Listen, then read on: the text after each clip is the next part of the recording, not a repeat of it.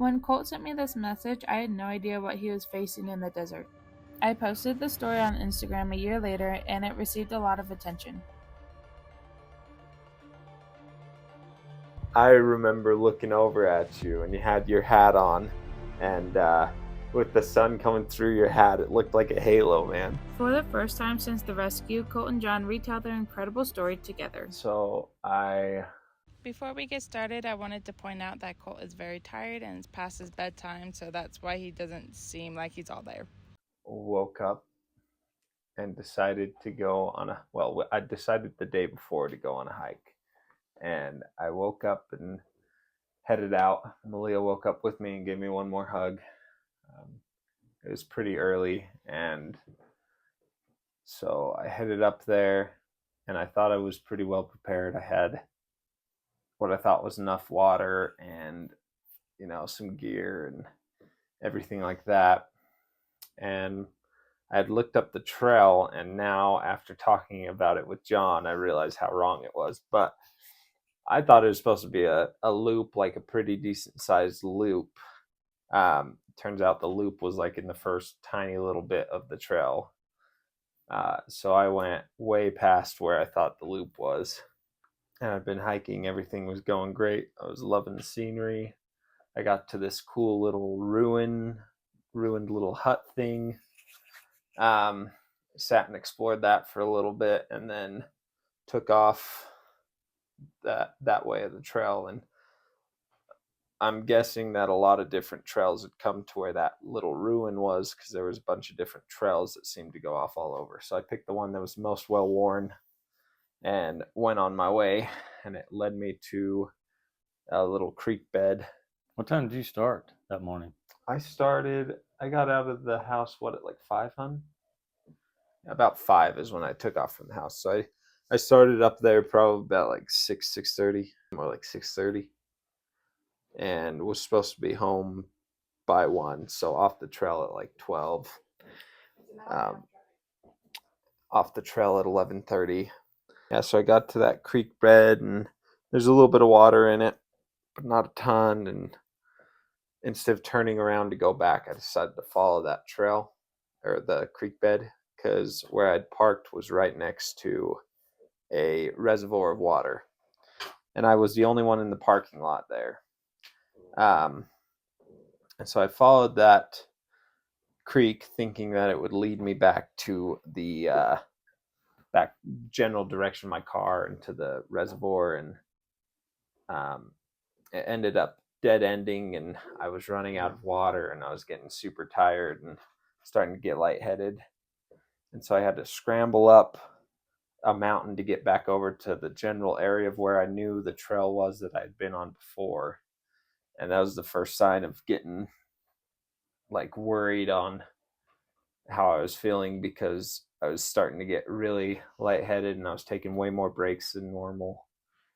And I got to the top, and I started going down. I ended up getting to the trail, but was in really bad shape, and started walking along the trail, and then I don't remember what happened. I blacked out, peed my pants, fell on a cactus, and when I came to, I drank most of the water I had left. I might have drank it all. Did I have any when I don't you think got you had there? any. Yeah, I drank it all then, and ate some gummy worms, because I wanted gummy worms to be my last meal. Are you really thinking that? Like, this is your Kind last of, meal? yeah, a little bit. Like, it hadn't really set in that much yet that I was like, oh man, I knew I was in trouble. That's when I texted Malia that didn't go through, and I shot the gun, right? I shot my gun, and so I was definitely praying to God, and like making right, thinking of my girls. That was the biggest thing, was like, I have an unborn child. I want to be there for that, but I'm in a really bad situation. And so when I ate the gummy worms, it really was kind of like, dude, if I'm like, I was going to do everything I could to survive, but I was like, if I do die, gummy worms are going to be how I go out. And so, yeah, I crawled under the meager bit of shade I could find, and was just sitting there hoping that after drinking the water and getting like the sugar from the gummy bears or gummy worms, I was like hoping that maybe I'd feel good enough in like 30 minutes to hopefully get back down to that creek where I saw that little bit of water and use my life straw to filter it and just sit there until about nightfall or until I felt better. But I was doing pretty rough. I don't know if I would have gotten back down. Okay, so then let's pause there and go to how John ended up finding it. Yeah, okay. I had been looking at that trail for a couple of weeks, maybe approaching a month, and I'd been studying it, map wise. I'd watched some videos on it, and then just as anything, it was a progression hike for me, where it just was a longer hike and it was higher, and I was looking forward to it. I started off. I left my house that morning at, I don't know, 7 maybe, and I got out there at 8:15, 8:30. On the way there, I drank 2 liters of water. Probably I ate 3 bananas. I take my electrolyte tablets that I've shown you guys. So in essence, I was cheating, right? I don't think that's cheating. I still can't believe how much ground you covered. So with that, when I left my truck, it was 9:15, 9:30, and I felt really good. I mean, it was a beautiful day. That morning was beautiful. And I went through a bunch of really neat areas. And mind you, that's the first time I've been on that trail too. I'd never been on that trail before either. Yeah. So I was seeing this for the first time and just enjoying being there. Nobody was at the trailhead I left, which was going to be at where Dutchman and First Water meet. And then you were on the opposite side of the mountain range, if you will, coming from the opposite direction. You traveled, how many miles do you think you traveled before you got to me? Because I think it's 5, 8, almost 6 miles to the base of Battleship. And then, so I never got there, right? But so this side of it, I'd say it was every bit of 5.5 from my standpoint. You were about 3 from Canyon Lake. He kicked butt to get to me, basically. But I wasn't trying to. He left a lot later. Yeah, left a lot. But I was visualizing. Getting there. I knew my pace. I knew how far I was going to travel in an hour. And so I projected what it was going to take me to get to the base of Battleship. And then it was just going to be another great climb that I was going to do. And it was really going to be, I felt it was going to be a good test for me. Oh, yeah. And then I was coming, so there's 3 trails. So First Water is kind of like the first one you come on, and then it branches into Second Water. Second Water is the longest trail heading to Boulder Canyon. And I guessed that I was on Boulder Canyon, but I was still on Second Water when I heard your 2 shots. And I heard 2 only. And that kind of confused me, because there's another strange part to this thing, especially with the gunshots, is there's a sign that I saw coming into the trailhead that said no practicing with weapons type thing. No gun practicing, no target practicing. And it was just a sign that was kind of strange to me, that I said, well, maybe that's a problem with, people in the woods, right. On these trails, and they don't have a sense of direction, etc. So when I heard the first 2 gunshots, I thought of that. And I go, oh, somebody's practicing. That was my first thought, was like, oh, somebody's practicing. But they were too distinct. The gunshots were, the echo stopped, and then another one sounded. And I said, well, that's could be, but usually they're, and that was it. I'm like, well, where's the other practice shots, right? And so at that time, I still didn't think that this was anything yet. I go through a few valleys, and I don't remember if it was after the second shots or after the first shots. I found your brass right in the trail, and they lit up like Christmas to me. It was like, oh wow, there they are. This is where this gun was fired. And so as I continued through, I really still didn't. When I heard the second round, I'm like, oh, somebody's in trouble. And I really didn't think anybody was in trouble. I just said to myself, somebody's lost. And if that's the case, then that's an easy fix, right? So cresting over, that's when I told you I saw the red.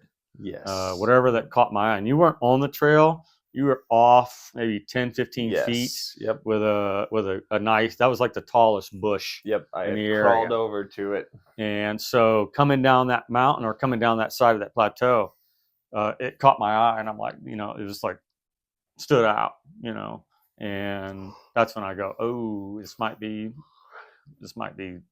who is firing this gun. And when I got in, I really didn't creep. I just walked. I just kept walking. And as I got closer, I could see, I was watching to to my right. And that's when I saw you. And I go, oh, and that was strange. 1-ish in the afternoon, somebody's taking taking it easy in the shade. That was, so even then, well, I carry a weapon. So I stopped, pulled my gun out, and just kind of put it behind me. I don't know what's going on. And when I called out to you, you just kind of rolled over on your back, from. Him approaching? No. He just kind of rolled over like this and looked at me, kind of got up on his butt and just said, I can't believe you're here. And that was like the strangest thing somebody would ask me. Like, what do you mean? Why would you be? Do you remember saying that? I must have been so delirious at this point because No, that was not really like here. Because the clearest his voice ever was when we got to the mining camp. Yeah. Well, I wonder, like you said, you thought it was like an angel at first, but yeah, just like I remember looking over at you, and you had your hat on, and you were dressed all in like a light gray or light tan. Yep. And with the sun coming through your hat, it looked like a halo, man. Really? Oh yeah, it looked like a halo. I can't believe you're here. And that was the first thing he said. Easily could have been, because in my head, like I said, I know that 3 shots is the signal. Sure. So I totally thought that I fired 3 in the air, waited 3, and then another round of that a couple minutes later. Yeah. Of 3, I thought pause, you said 3. You counted how much you shot, and you shot like 12 to 18. That's what I thought. 4. I am he's completely like, I shot like 18 rounds. Dude, I must have been so out of it. And yeah, I don't remember that. I just remember like seeing John as a freaking angel, and I was like, wow. That is a man. Well, after I thought about it, in my mind, you thought the gunshots brought me. And that's when I was like, no, the gunshots didn't bring me. I was here doing the same thing you're doing. Running, looking at this wonderful area, right? Right. So then it was just a matter of I still had 3 liters of water left. So it was just a matter of I filled up some of his jugs with mine because I carried Camelback, right? Mm-hmm. And he drank that. We actually were literally, I was talking about finding water because I did not know how much water he was going to need to get off. And I didn't know how much, and I had no idea how long he'd been here. It's true, like, yeah. When did you get here? Was it yesterday? There was like a little makeshift camp that he had made. Yeah, I pulled out my like space blanket to reflect light and stuff. Yep. I was being smart. Yep. It was like a little makeshift camp that I kind of thought was, that this was an overnight trip. I didn't think much of it really until he spoke. Okay. And then when he spoke, that's when it changed everything. And I go, we're both in trouble. Yes. And that's when I just said, okay, where'd you park? And he said a lake. And I knew at that point he hadn't come from from where I came from, so I knew he came from. And there's only one lake around there. Canyon Lake, yeah. You're lucky. Yeah. I am lucky. If I would have parked by John, like in that, I would have been on like you. That. We would have been together. That's somehow, true. That's right? true. But if there was like a different parking spot that wasn't by the lake, I would have been like in the desert. Well, you actually there. parked in the wrong spot Did I really? for that trailhead. There There's you go. actually 10 parking spots for that trailhead. What the heck? Well, Apparently I there's a should've little done- park. So you cross a bridge. I think I showed you the picture of the bridge when you come down to the trailhead, and where I dropped him off, and then I ran to get his car. His car was a mile plus around, and So you walked a mile to the car? yeah, it was a road. Yeah. Yeah, it was easy. So That's still I It was remember easy. John left to get that, and I like collapsed again when he went to get the car. I just like collapsed and literally curled up in the tiniest bit of shade I could, and that was the closest to when I shade. was like, dude, I'm about to pass out and just sleep. Well, let's go back to the stumbling down the mountain. Wait, yeah, we talked about it In a the little beginning bit. of it, I was just giving him water, and he seemed to be doing fine. And I don't know where the conversation got, but somehow I just knew that you were stronger than normal, and that I wasn't worried. Not at that point. At any point, it never worried me, because I knew you were a young, strong guy, and so this was just a matter of giving you water and guiding you out of here. And then in the back of my mind was I wasn't going to leave you until I knew that you were fine, and that was just going to take water and electrolytes. I did give you a gel. I had a little bit of gel left in an electrolyte package. That's another cheater. Yes. And I gave that to you. You munched on that as we were underneath that little overhang, because I was confirming where we were at when we had just moved out from his area and had some pretty tough ups. They were tough on him, and those were where I stayed in front of him most of the time in that beginning, because he was still flopping his feet, and that I knew that he was controlling them, but barely. And so I just stayed in front of him. If he fell, he would fall against me, I just kept his timing with my time. His timing was my timing, and then eventually he was on me, he wanted to stop all the time, which I got, but rough. I knew if he laid down, I'd never get him up, and he's too big, and I'm not going to fight him. I'm going to run. I'm running now to get help. I remember those moments too, because I remember like taking a while to respond to your questions, because I kept asking you about your wife. Yes. Do you have kids? Yes. What's her name? Yeah. When were they born? And then we talked about Malia. Yep. Right. Yep.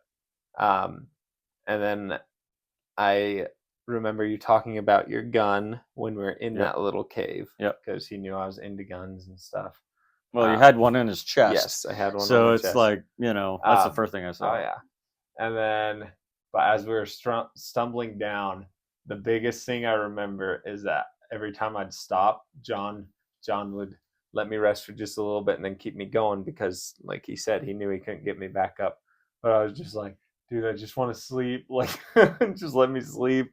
When we got to the point where that plateau I've described, where I heard my phone come into service, this is where Colt, it just speaks of his determination to get off, regardless of how he was feeling. I had to, bend over to get some shadow to see my phone to text you, and I think we had just, when I got to, actually, I believe I got your phone number almost in the beginning, because his phone was dead, and I just said, "Give me your wife's phone number," and we looked it up. He didn't even know what it was. Just not that he didn't know what it was. He just was like, to me, it was just delirious. I made him memorize it after this. I know it now. Oh, okay.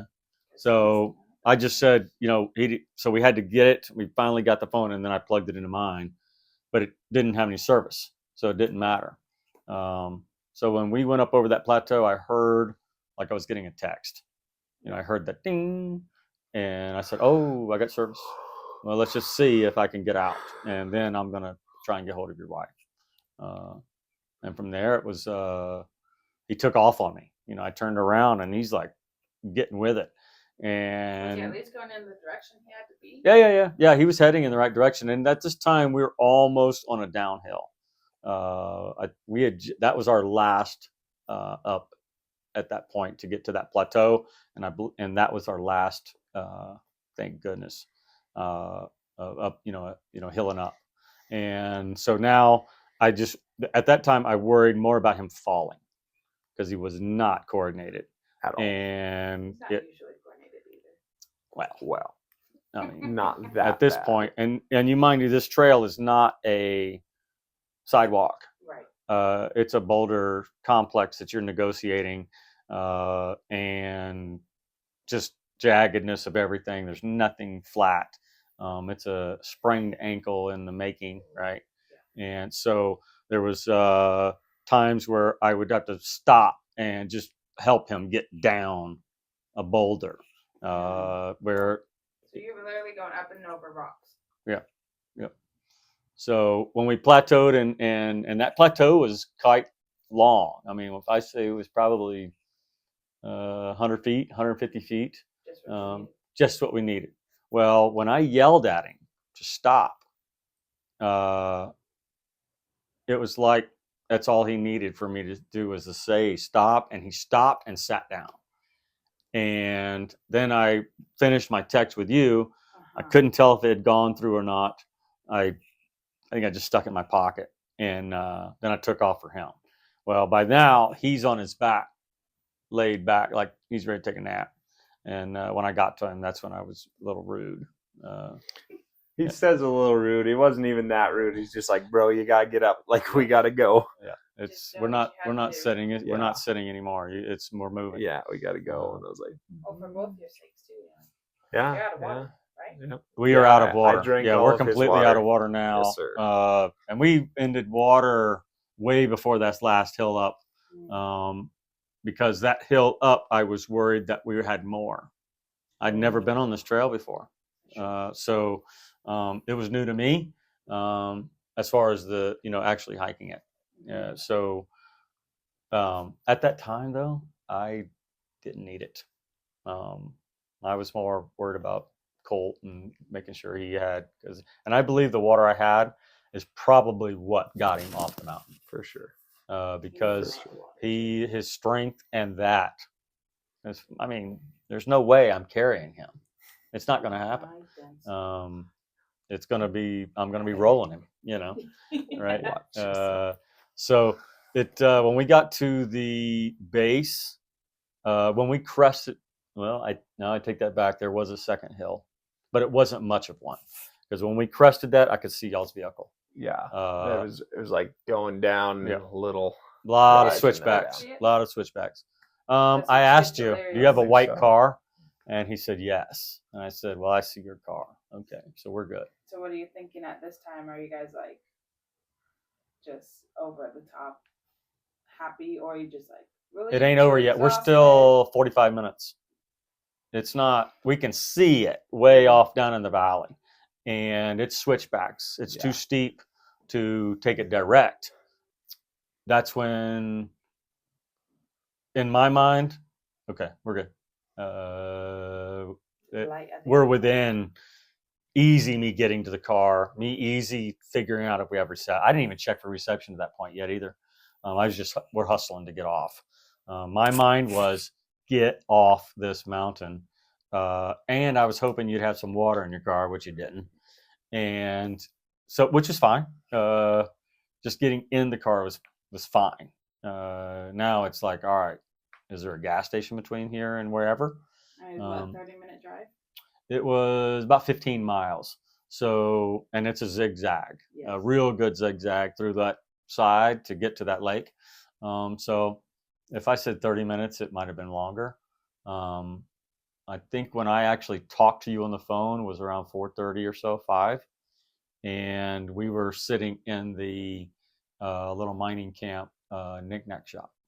As it's Apache Junction. right, yeah, right there. Well, yeah, Apache Junction, but closer. It's right across the street, almost from Lost Dutchman, which is like the entrance to the superstition. Mining town, right? Yeah, yeah, it's a little gold mining. It's a neat little complex. You know, like a little tourist attraction. I've actually been there. Oh, have you? Yeah, yeah. Well, that little knick-knack shop, that's like the first thing you see. You know, that's where we were. That's where we holed up. And when we first walked in, I actually went in first. Were you dragging him? No, I went in first to see if they had drinks. Okay. And then I came back out to him and I said, "Hey, let's come on in."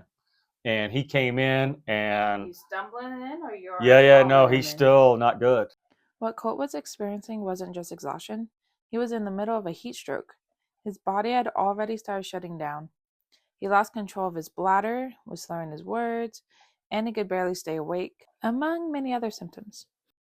The fact that he made it down that mountain at all was a miracle in itself. And when we walked in, the people were in shock. They were like, "How bad did he look?" We looked like night and day, because now, two things. I'm wearing all light colors. Yes. He's wearing all black. Yeah. So he's covered in dust. And so he looks like he's been on the trail for the last week. Well, I mean, he did roll around in it. Yeah. Yep. So he looked different from me. And when the ladies there at that little shop, because I'm rating the water and the Gatorade in their little cooler next to the register, and she's like, "What in the world?" And I go, "I have no idea. I just found him on the trail." Right. And they're all like, "Well, do you think we need to get?" And at this time, he's overhearing our conversation.